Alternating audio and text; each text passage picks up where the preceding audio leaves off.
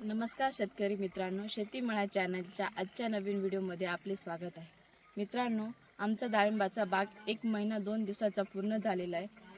तर आम्ही आमच्या बागेमध्ये कोणती फवारणी केली, कोणती लिक्विड दिली हे तुम्हाला आजच्या व्हिडिओमार्फत आम्ही सांगणारच आहोत। जर मित्रांनो तुम्ही आमच्या व्हिडिओ जर बघत असाल तर आमच्या चॅनलला सबस्क्राईब करा आणि बेल आयकॉन नक्की प्रेस करा।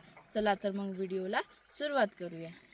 शेतकरी मित्रांनो, बाग धरल्यानंतर आम्ही जे पहिलं पाणी आहे ते पहिले पाणी 2 दिवस प्लेन दिले। त्यानंतर आम्ही ह्युमिकचं लिक्विड दिलं। त्यानंतर परत आम्ही 2 पाणी प्लेन दिले आणि मिलाजचं लिक्विड दिलं। त्यानंतर परत आम्ही 2 पाणी प्लेन दिलं आणि 42-47 हे लिक्विड दिलं। आणि उष्णता जास्त असल्यामुळे आम्ही झाडांना पाण्याचं प्रमाण वाढवलं होतं।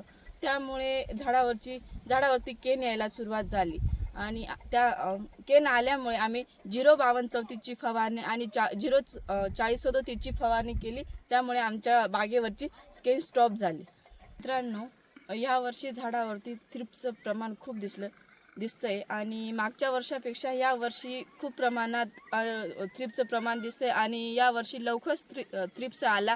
त्यामुळे आम्ही सायंकाळच्या वेळी नीमतेल आणि एक्साडोसची फवारणी केली होती। त्यामुळे आता आमच्या बागेवरती थ्रिप्स हे दिसत नाही।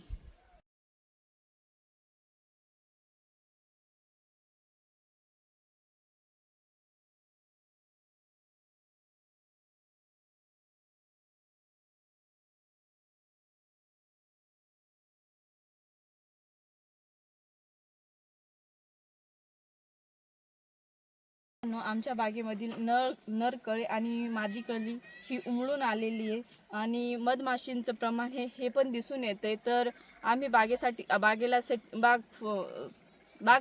फळ सेटिंग होण्यासाठी कोणता स्प्रे घेणार आहोत हे तुम्हाला आम्ही व्हिडिओ मार्फत सांगणारच आहोत। 1 महिना 2 दिवसाचं आमचं डाळिंबाचं झाड झालेलं आहे। तर आम्ही एका झाडाचं खोडापाशी करून पाहिलं तर आम्हाला निमाटोडच्या मुळे आढळून दिसल्या। त्यामुळे आम्ही आज 1:1च्या प्रमाणात व्हॉल्यूम प्राईम हे दिलं आहे।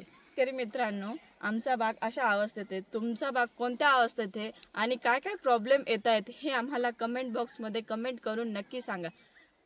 जर तुम्ही आमच्या चॅनलला नवीन असाल तर चॅनलला सबस्क्राईब करा, लाईक करा आणि शेअर करायला विसरू नका। धन्यवाद।